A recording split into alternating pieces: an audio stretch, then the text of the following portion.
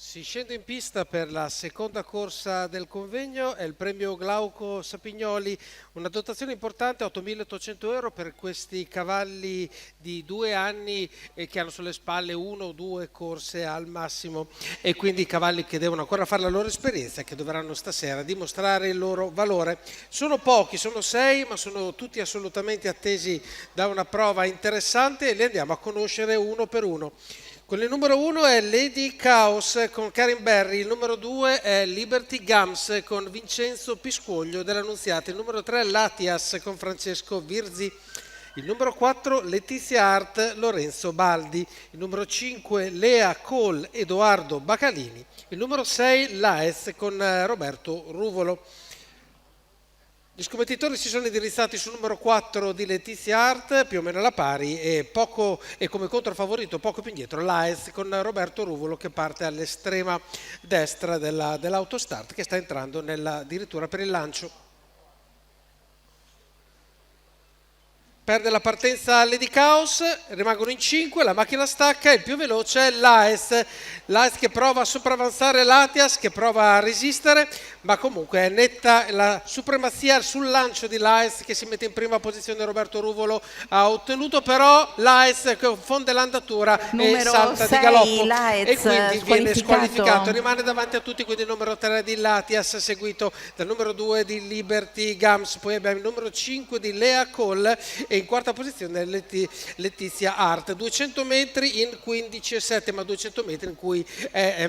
stato eliminato, è stato perso uno dei protagonisti della corsa, 400 metri in 31,8 e Letizia sta prendendo un po' di margine, sono quelle 3-4 lunghezze che comunque stanno scavando un solco assolutamente ben visibile, quindi Latias la mette un po' sull'andatura anche se non sembra particolarmente importante, però comunque 600 metri se ne vanno in 48,8,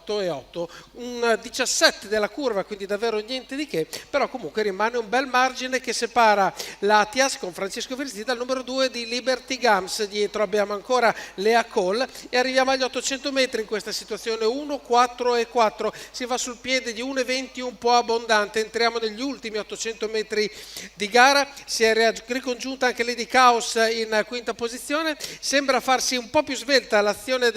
di Latias, la femmina che sta conducendo con Francesco Virzi, 1,21 è il passaggio al chilometro dopo un 32,6 dei 400 metri precedenti, si prova ad avvicinare Liberty Gums, alla sua destra prova a muoversi anche Letizia Art nella quarta posizione, sembra un po' in debito d'ossigeno Liberty Gums, non sembra invece in difficoltà Latias che continua a mantenere l'andatura sufficiente per avere ancora quel buon margine rispetto a Lea Cole che prova ad avvicinarsi. Lea Cole ha terminato la fase di superamento di quello che era il numero 2 Liberty Gums, in diretta d'arrivo Francesca Virzi, deve tenere solamente